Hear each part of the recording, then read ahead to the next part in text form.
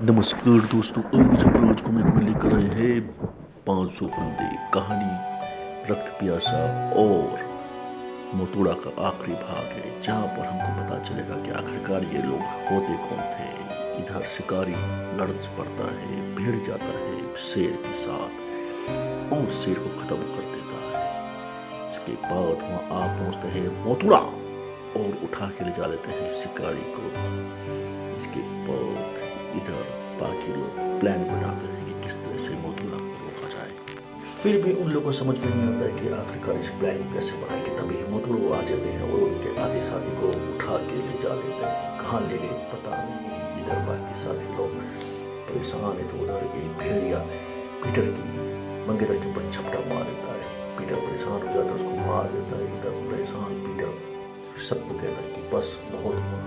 इधर तांत्रिक विनती करती है किसी आत्मा को बुलाने के लिए ताकि कोई उसकी मदद कर सके। तो इधर पीटर भी परेशान हो जाता है। उसके हाथ में निशान देख के पीटर बोलता है कि बस बहुत हो गया। वो जा रहा है यहाँ से, इतने में मोतुड़ा आता है और उसको उठा के ले जा लेता है। इसके बाद लिली बोलती है कि ये सब उसकी गलती है, लेकिन अब वो कर भी क्या सकती है। तांत्रिक बोलती है कि चिंता मत करो, मैंने एक आत्मा को बुलाई है, लेकिन वो एक अंग्रेज की आत्मा है जिसको कि मैंने नहीं बुलाया है, पर वो कोई और थी।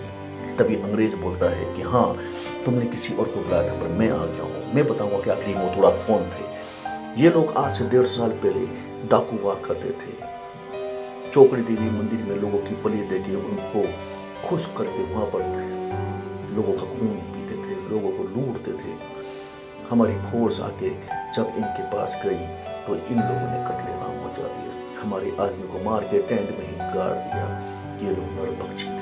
समझ नहीं आ रहा था आखिरकार इनके पास इतनी ताकत कहाँ से गई थी। राक्षस की तरह दिखने वाले ये मोतुड़े समझ नहीं पा रहे थे कहाँ से आते और कहाँ चले जाते। हमने इनकी बहुत तलाश करी, मगर हमारे सिपाहियों को मौत के घाट उतार दिया। इसके बाद हम लोग गए आगे और वहाँ देखा एक गांव जहाँ पर 500 लोग रहा करते थे, भीमशाली शक्तिशाली लोग। हमको थोड़ा शक हुआ उनके ऊपर, क्योंकि उन सबके हाथों में एक निशान था। अगले दिन हमारे सिपाही मारे गए और मैं उनके पीछे पड़ चला गया कि वो गए कहाँ। तब हमको पता चला कि वो चौकड़ी देवी मंदिर के पास पूजा कर रहे और हमने असली में उनका चेहरा देखा। वो एक इंसान थे जो जादू तंत्र मंत्र के सहारे नरभक्षी बन जाते थे। मैं उनके पीछे गया और उनको इंसानी रूप में पकड़ लिया।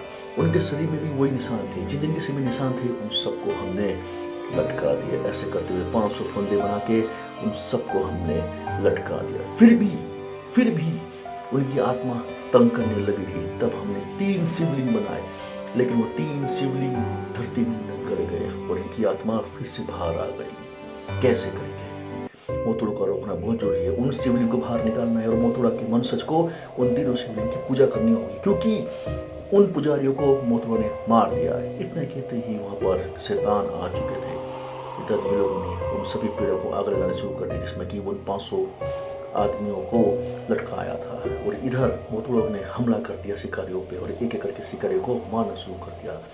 मोतुड़ा उधर आ गया, उसने आतंक मचाना शुरू कर दिया, क्योंकि मोतुड़ा अकेला बच गया था। उसके बाकी के 499 लोग मर चुके थे, लेकिन मोतुड़ा बहुत ही ताकतवर शक्तिशाली था। उसने एक एक करके तांत्रिक जीन को मार दिया था और बारी थी कर्नल और शिकारी की। शिकारी को मारने के बाद कर्नल लेके जाता है बच्चे को, वो बच्चे से शिवलिंग को स्पर्श कराता है और मोतुड़ा जल जाता है। इसके बाद बच्चा बोलता है ये सब क्या हो रहा है। कर्नल बोलता है ये सब को मुक्ति मिल गई है, तुम ही थे उसके वंशज। दोस्तों, आपको ये कहानी कैसे लगी मुझे कमेंट करके जरूर बताना, क्योंकि इसके बाद मिलेंगे अब हम अगली कहानी में। बेड टाइम राज कॉमिक।